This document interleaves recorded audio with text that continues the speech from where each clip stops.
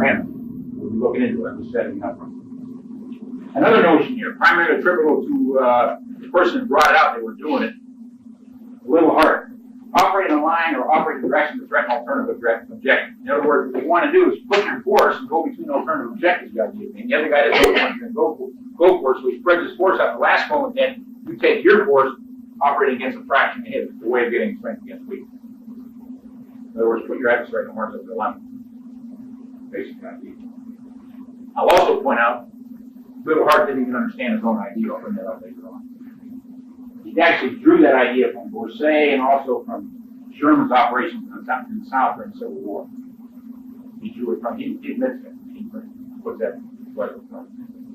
In any case, another notion here, concentrate direct artillery fire on key points of the force. They didn't have much indirect.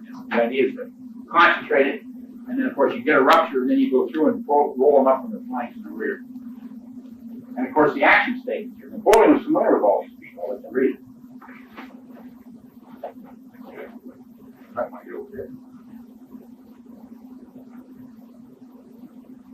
And note the key idea here, Napoleon. Ambiguity, deception, rapid, easy movement. These are the input in order to achieve surprise as an output. If I have ambiguity, deception, quickness, or speed, those are the kind of things you put those together. That's the ingredients through which you get your surprise. Now, very often in military literature, you see them describe deception and speed. They hardly ever mention ambiguity. And we'll show you later on, ambiguity may be even more important than deception. There are certain ways it's more important, more powerful, more limited. I can tell you what it is now. We're going to bring that out. Not hide it. If you want to get some more information, we'll bring that out. Why I'm making that statement. And then, of course, guerrillas, in more informal ways, exploited these same notions. Less formality in order to leverage your adversary. But there's another way you can interpret this chart. Plan with several branches. You can think that as a form of variety. Rapidity, cohesion is form of harmony. Dispersion, concentration, another form of variety. Operating a line to threaten alternative objectives. Harmony plus variety. So knowing that, let's leave the top of this alone, rewrite the action statements here. Doesn't mean that these statements are incorrect. I just want to give you a richer view. So the top's the same, and all I've done is rewritten the action statement.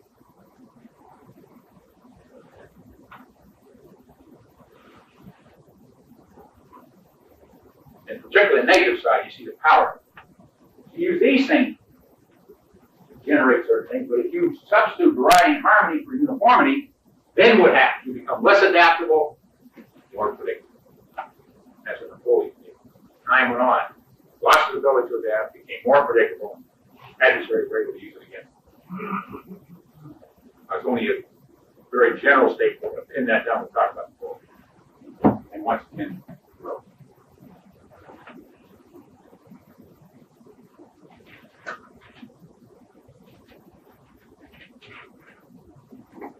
so the impression I want to leave you with then, with all these gentlemen, Sun Tzu, Sachs, Borsay, etc., those ideas are home with either regular or guerrilla work.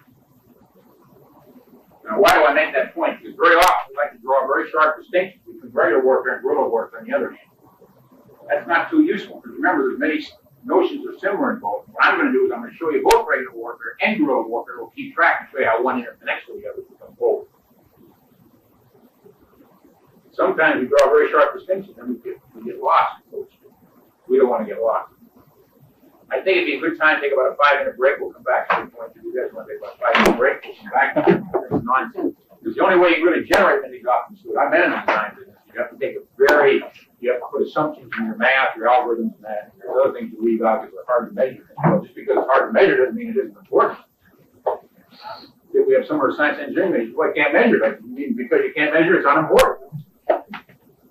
You know it's important. Well, then, why are we making this sort of thing so optimal? If that's important, it's not included. How do you know it's optimal?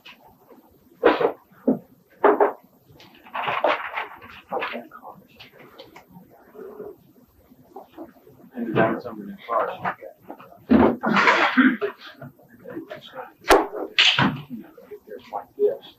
Okay, here's where we let go off. Let's go right to the next part. Now what I want to do is I want to talk to everyone. What we're going to look look at next what I call the three giants of the 19th century. First, Napoleon, the super practitioner. Next, Clausewitz, the philosopher on war. And next, Germany, sometimes called the system line on war. You might say, these guys and for a couple of reasons. One, they had a very pervasive influence upon the way we look at war and conflict. In other words, things are inculcated, this just came out of their time in a very pervasive way. Not all good. In other words, we're maybe hanging on to some images and views that are causing us difficulty.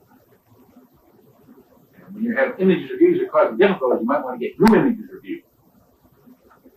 Otherwise, you have a prescription for defeat. As a matter of fact, one of the reasons why the communists have done so well against us is not because they're so clever, it's because we've been acting like mastodons out of that. Got to keep that in mind. I want you to keep that in mind all the way through. We don't want to overthrow certain traditional values, obviously. We don't want to retain those things that are going to destroy us. We have to keep that. Okay, with that in mind, I want to look at these three people. As I already said, because they have very pervasive influence. We want to get to see what that pervasive influence is. Maybe get some insight as to maybe how we can think. Okay, with that in mind, first Napoleon, the super practitioner. When you look at Napoleon, you have to remember when he came on the scene, there were certain things that were already available to us, what I call it Revolutionary Army gifts to Napoleon, right in his other war. First of all, we're talking about the period of the revolution. In other words, the peasants are going to get a piece of the action. Instead of being just robots or nuggets for somebody else's dinner from. So they're morally, spiritually, have all kinds of energy, dynamism. In other words, they want to play. So you have that going for you. You want to capture, you want to use that. Second, the so-called subdividing an army into self-sustaining components. Today we call it the divisional concept. It showed up at that time. It showed up even before Napoleon. So-called divisional concept. Why is that important? Think of two armies fashioned together here, like I do with my hand. Then you have one that separates out the divisions, the intervals in between. They can get the flanks from there and literally pull the other army apart because it's very unadaptable, very quick. Of course, you have to have a good commander to do that. Remember, Napoleon was a good commander. Third, we go this one. Here I'm in essence saying poverty is a virtue. Instead of depending upon these heavy resupply columns and resupply efforts, they're literally living off the land. So they move at a much faster tempo or much faster pace. So from that viewpoint, revolutionary armies operate at a very fast pace. In that sense, poverty was a virtue. This one you see very often in literature. So-called rapid march associated with 120 versus the sometimes called the revolutionary quick step, Napoleon quick step, 120 versus 70 steps per minute. The reason why I put those quotations around it, I'm not sure I believe that. You know, it's like a contractor's brochure. Just because it's in there doesn't mean it's true. The point is, the idea is correct. Whether it's 120 or something else, the point is, if you loosen people up, they can operate at a faster tempo or pace. You keep them tight, it's more difficult to do so. So whether the numbers are correct or not, the basic idea is correct. And the idea of the discontinued adherence to the so-called 1791 drill regulations. The regulations which prescribe the use of line and column for fighting and for movement and evolution between one and the other. The idea being so you get some kind of leverage over your adversary. They initially came out in 1788. They were modified, came out in their final form in 1791, and lasted until 1830, 1831, for a 40-year period. In other words, they were in effect before Napoleon and were in effect after Napoleon. But there was a period there where they didn't adhere to them. Get to that. And so if you pull all this together, here's the advantage you get over your adversary if he hasn't done these kinds of things. In other words, you get a mobility of force much better than your adversary. And raise a rather important question, particularly with respect to Napoleon. How did he exploit this superior mobility and fluidity of force? Because his warfare is characterized with mobility, fluidity, quickness, etc. So how did he exploit that? We're going to get into that right now. So let's dive into that. So I want you to look at this chart here.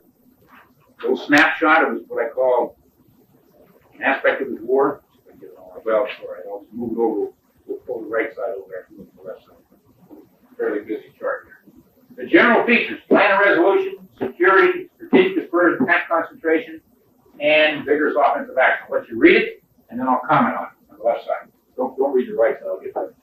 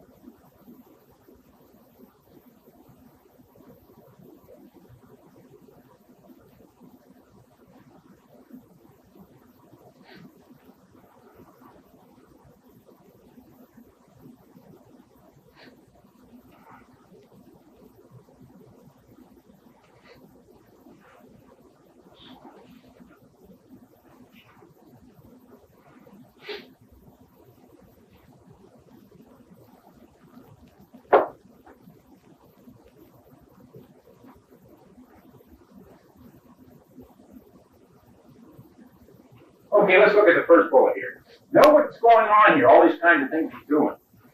The idea is to find out what his adversary is not up to, so he can kind of by hypothesis figure out what he's up to. In other words, the basis for not only simplifying his own way he operates, but also removing uncertainty with respect to his adversary. In other words, sort of an inverse forsake. Note his ideas on security. All the different kinds of things he's doing. The key idea is to cloak or mask his movement vis-a-vis his adversary.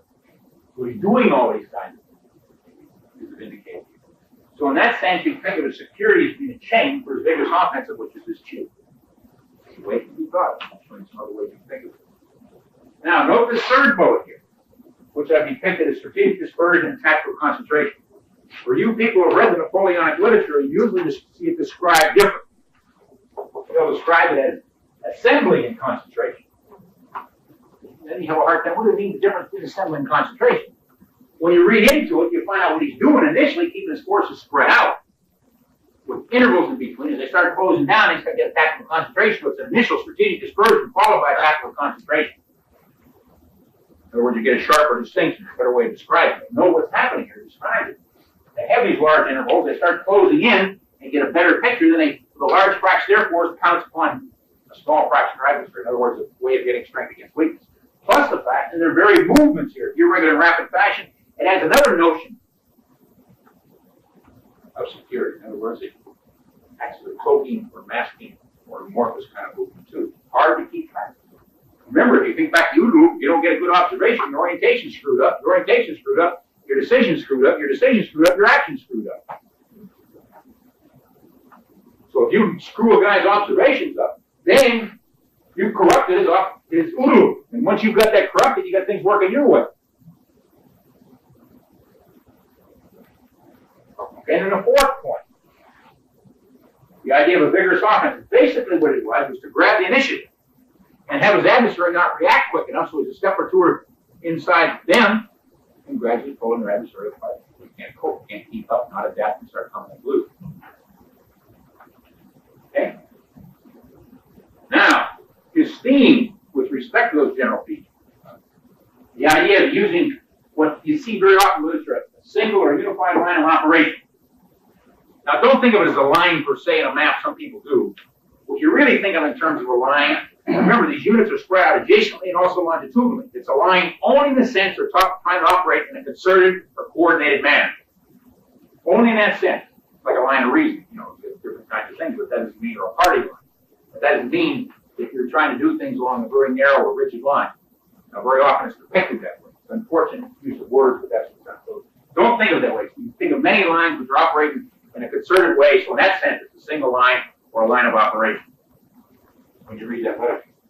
The other thing, the idea is to try to grab your adversary's communication. The basic idea by doing that is cut his line of communication, seize his line of communication, isolate his forces.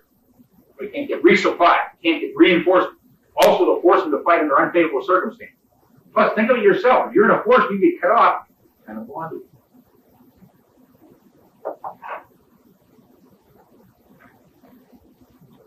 Very human kind of thing. Then, as a result, that employ a fraction of your force in order to divert, grab his attention, and hold him down. Then, the other portion of your force is go into his flank, go into his center, in order to pull him apart, wherever is the weak or vulnerable point. So you begin to see here, this is a chain and chi. There's your chain, there's your chi. You can see it right there. You have a chain and chi operation there. I might add at this point, Sun Tzu was translated into French in Paris in 1772 and later on again in 1782 by the Jesuits, which revealed two things. The Chinese suspected the Jesuits were spies, and they were. And two, the other point is, it's very often suggested, no proof, people think that Napoleon did read Sun Tzu's Art of War. If you look at some of his operations, they have some of that character, but we really don't know, at least it hasn't been uncovered to this day. But there is some suspicion because he read so many things military at that particular time. And the next point here, note that set up supporting centers or base of operations, local depots. Well, they didn't have formal bases, they have formal resupply efforts. What they would do as they conquer territory and set up in foraging area, they'd set up local depots or local bases of operations. They would set them up such that they'd have alternative lines of communication. Wouldn't only have one line of communication, but alternative. So they have one cut off, they can appeal to another one for resupply. You can see what that does. That frees up their freedom of maneuver, frees up their action, It gives them leverage against their adversary. It also makes them more unpredictable. Or more uncertain. In any case, his aim was quite simple. Destroy enemy army. Remember what I said earlier. Terrain doesn't wage wars. Machines don't wage wars. People do want to use their mind. He's onto a partial truth here. He recognized if you take out the army, then you own the terrain. If you go up the terrain, you have to fight the army again and again. So in that sense, he was correct. Didn't have it all. If you look at his operations down in Spain, remember, he destroyed the Spanish army, then he had to fight the guerrillas and lost the guerrillas. So it's not only the formal instruments you have to fight, you also have to fight the what? Informal instruments. Or the irregulars, whether it be guerrillas, people, dirty tricks, whatever it might be. Or today we have terrorists, all that kind of thing. It causes problems. But he did have a partial truth. But he tended to think of it more of a formal instrument, as they did back in the latter part of the 18th century, early part of the 19th century. We see that now. But note these operations up here. I'll show you some schematics here for you. Tie them up one direction, hose them over here. Chain the shape. Let me show you a schematic, what I call an idealized schematic.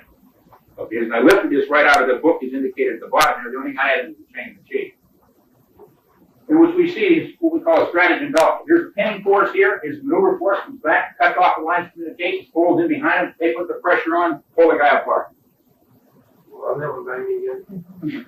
Okay, you have a pinning force here to tie up your adversary.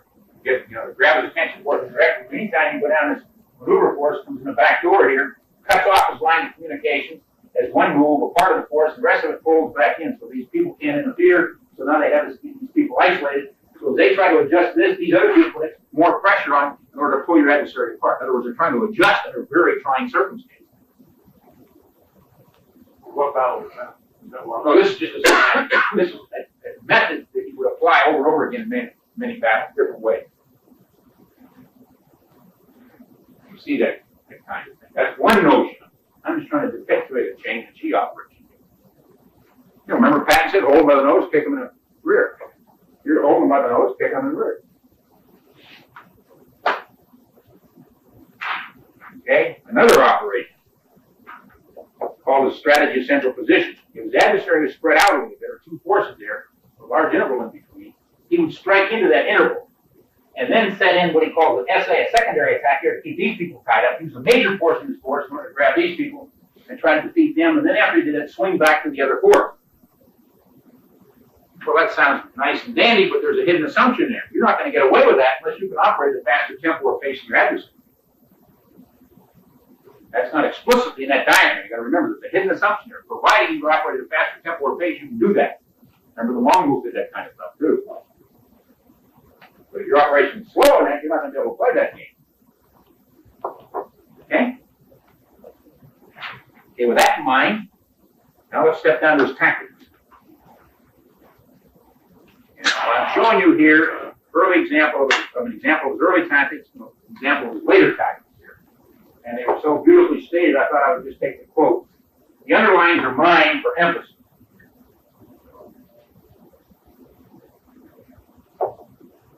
Now, I'll let you read both these, then I'll comment on it. For your information, both yours means sharpshooters or skirmishes. In any case, I'll let you read it and I'll comment. Read the left and then read the right, I want to comment.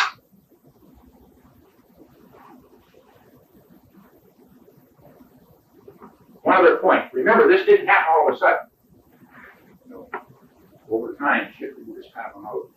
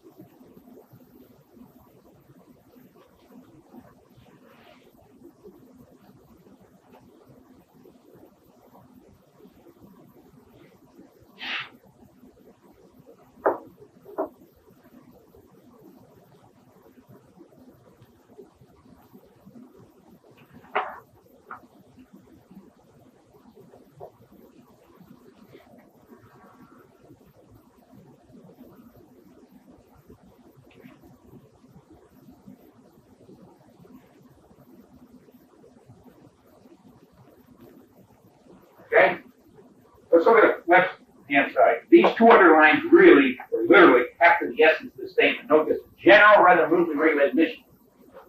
If you have a general rather than minutely regulated, what happens? If you have a minutely regulated, you lose your ability to adapt, you become very predictable. It's hard to change. General mission, you become more adaptable, less predictable. That's the key idea there. And with that more adaptable, less predictable, then you can start exploiting his so-called the chinks in his armor. In other words, exploit his weaknesses, his vulnerability. Now let's go to the right side. Heavy bombardment, you're attacking his strength. Fashion away. Not only that, know then, the secret is careful timing, coordination. Here you are in confusion and combat, you have everything carefully timed. Yeah, nice. Hard to do. Most often it's done, even when you want to do it. So now you're putting up a situation, you have careful timing in a very confused situation. Very difficult thing to do. Another guy, remember, he's adjusting to you too. So the point is, here we see heavy bombardment going strength against strength. You got these very carefully timed, more minutely regulated missions, which means you become less adaptable, more predictable. The only way you can do that, you have to put yourself in do very predictable things at lower and lower levels. Now, in any case, that's my essential point. Fluid adaptable on the left, less fluid, less adaptable on the right. More unpredictable on the left, more unpredictable on the right. So we see the evolution of his tactics over time taking place. So, let's critique that. Obviously, there's some questions related to that. Why? Begin the answer here. So when you look at Napoleon, begin to critique, you find out he did exploit ambiguity deception at the strategic level. He did a beautiful work all the way up to Waterloo. Unfortunately, on the tactical level, he started going back to what I call more formal battering ram methods. Matter of fact, we reinstalled the 1791 drill regulation, and even in a very heavy-handed fashion. Why? Napoleon emphasized the conduct of war from the top down. He wanted to get strategic success, initial strategic success, to gain grand tactical and tactical. And to do that, he set up his what we call a highly centralized command and control system, as indicated here, where he kept the grand design in his mind. His own marshals and generals didn't know what that was. Now, why would somebody do that? Because it gives them control over his inferiors, so they can't deviate too far. Otherwise, they'll blow the whole thing apart. It's a control mechanism. Well, if they know that, and they're going to get in trouble, what are they going to do? Typically, they just pass that right down the chain of command. Any organization does that. So you get more rigid, less fluid at the bottom level, lower and lower level. And the result's not too surprising. The strategic movers, even though they're very gifted, after concentration, your tactical maneuvers become, the quotes around maneuvers there become stereotyped also. Hence, it became very difficult as time went on to gain that tactical victory. Here's that tactical victory. Let me give you an example where they didn't adapt. In Spain, for example, Wellington, when he went against Napoleon's forces, one of his favorite schemes was to put his troops on a reverse slope with a heavy skirmisher screen. Well, if you put on a reverse slope, then, it's kind of hard to observe how they're deployed or arrayed against you. Plus, that's one thing. So, if observation-wise, you have a disadvantage. The other point is, it's very difficult for you to savage them, so to speak, with your own artillery on reverse slope. Plus, a heavy skirmisher screen. With a skirmisher screen, then you can see what Napoleon was up to. Well, what would happen when you come over the slope, correct, they'd be ready for him to beat the hell out of him when they come over the slope. Guess what? Same technique Wellington used against him at Waterloo later on. The point is, Napoleon didn't adapt. Still used the same assault formation.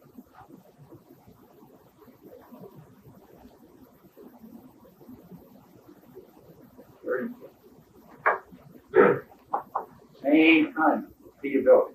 Just keep that in mind. So partial critique so far. We'll actually make it more involved after we look at Clausewitz and Jomini. Remember, Clausewitz and Jomini came out of the Napoleonic period. In a sense, they were trying to articulate the type of warfare that Napoleon was trying to wage. In any case, the point. Strategic fall followed by stereotype known as tactical assaults. In other words, I give him credit at the strategic level. I'm not going to pick down at the tactical level because you become obvious, less adaptable, more predictable. We see that. So with that in mind, Let's look at Clausewitz, the philosopher. And what we find out, he dwells very heavily upon the character and nature of war. And he comes up with the same statement. War is an act of policy, using violence to impose one's will upon another. In other words, if you think about that, you recognize you've got an opponent you're working against, not just some inanimate object. Matter of fact, he makes the point. Duel or act of human interaction directed against an animate object to react. You're not sure. And if you don't know that, that adds what he calls uncertainty. Uncertainty of information acts as an impediment to vigorous activity. In other words, your uncertainty of doubt, it acts as an impediment to activity. And he describes some of those things that add to that. Psychological aspects of uncertainty. Psychological moral forces. Describes three kinds: danger,